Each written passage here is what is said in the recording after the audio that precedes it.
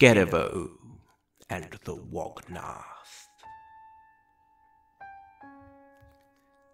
Dispirited and full of woe, along the path trudged Scaerivo. Exhausted, he did sigh and grunt, with naught to show for all his hunt. Few remaining leaves did cling on branches high, no birds did sing. A frigid breeze about did sweep, a harbinger of winter deep. And so with dread his bosom burned, as empty-handed he returned. Small provender he had stockpiled for hungry wife and babe and child. Right suddenly he caught a sight that made his heartbeat pause with fright, for where before was empty wood, an ominous erection stood. In cubic form, its edges sharp, a statue wrought of gleaming dark, a couchant beast beside the path, the handiwork of the Wog-Nath. In fear and awe, with mouth agape, he gazed upon the statue's shape, its surface flat, its corners square. Could it have just appeared from air?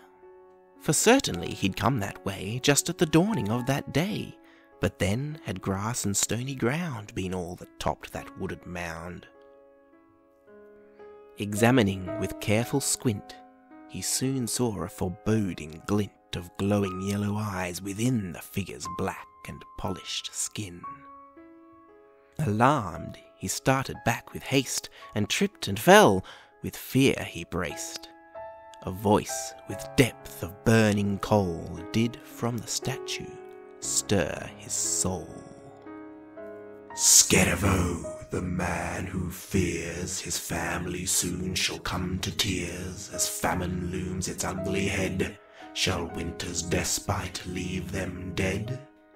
And so to you we give a test, with wit and wisdom are you blessed? Are you a man who can choose right, or full of folly is your plight?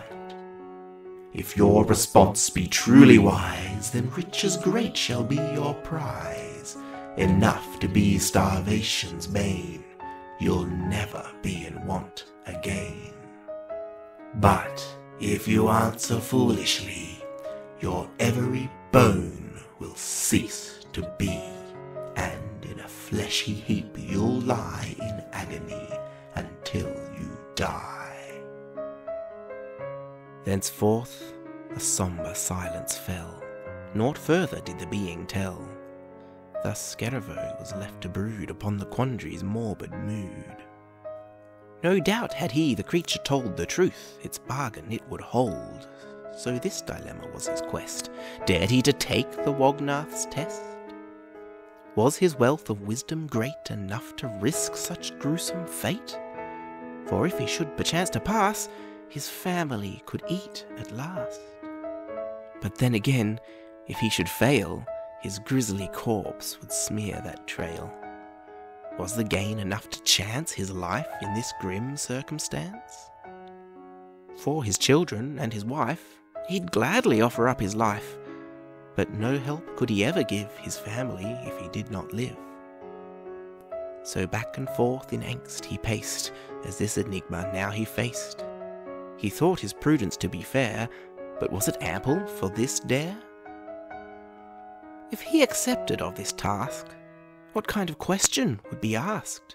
Would it pertain to realms he knew, or blinded must he stumble through?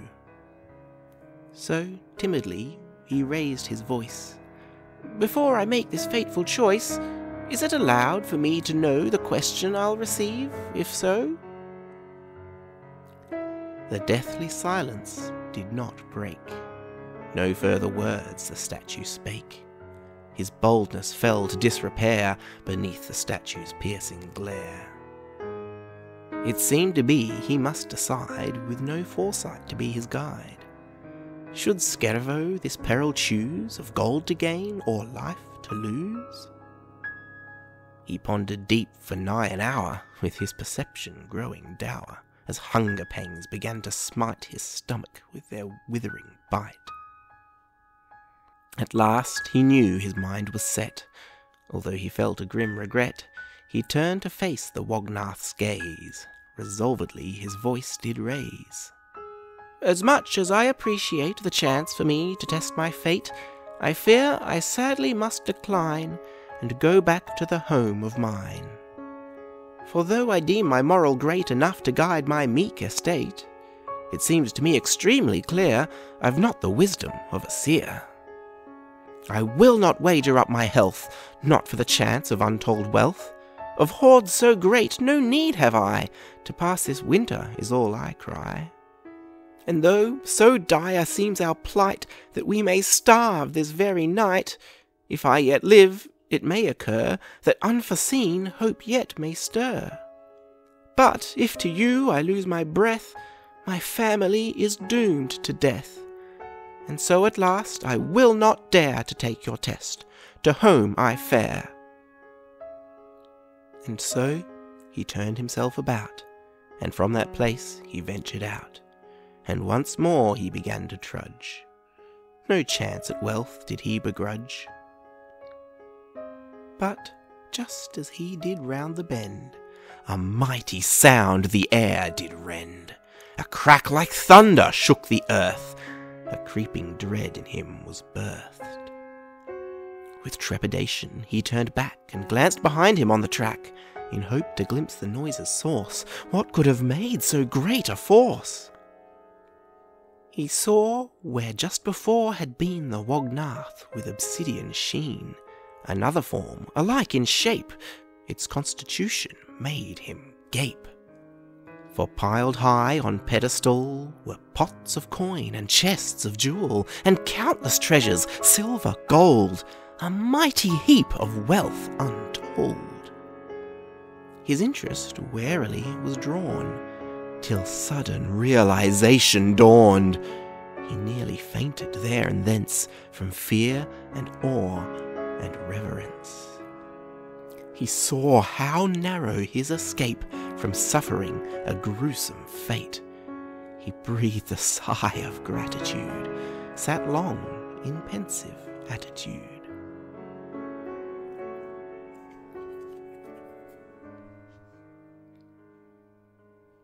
For those of you who wish to know what then became of Scaerivo, he took up one small pouch of gold, as much as he could safely hold, and soon as he was back in town, he bought a meal and wolfed it down, to give him strength to last the night.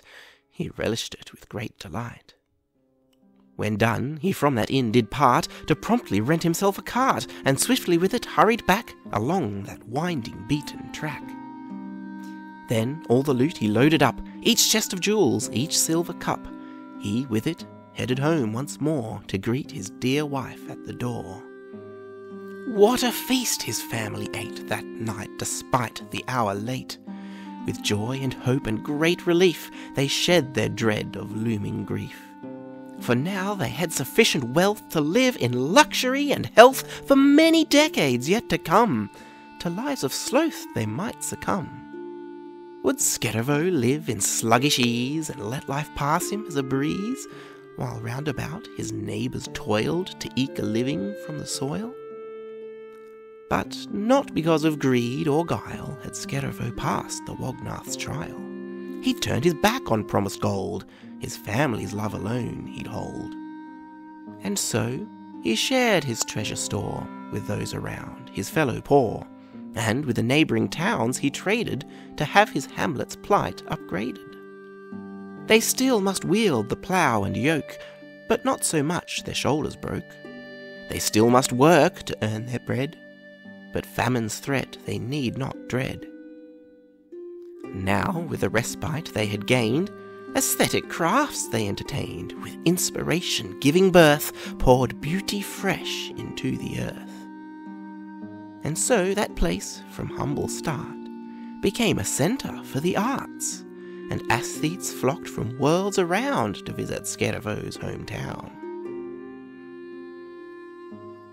To this tale I beg take heed, beware the luring trap of greed. Should e'er you be met with Wog-Nath, think carefully your chosen path. And if, on lonely forest walks you come across a boneless corpse, you'll know a greedy fool there lies, with wisdom not to shun the prize.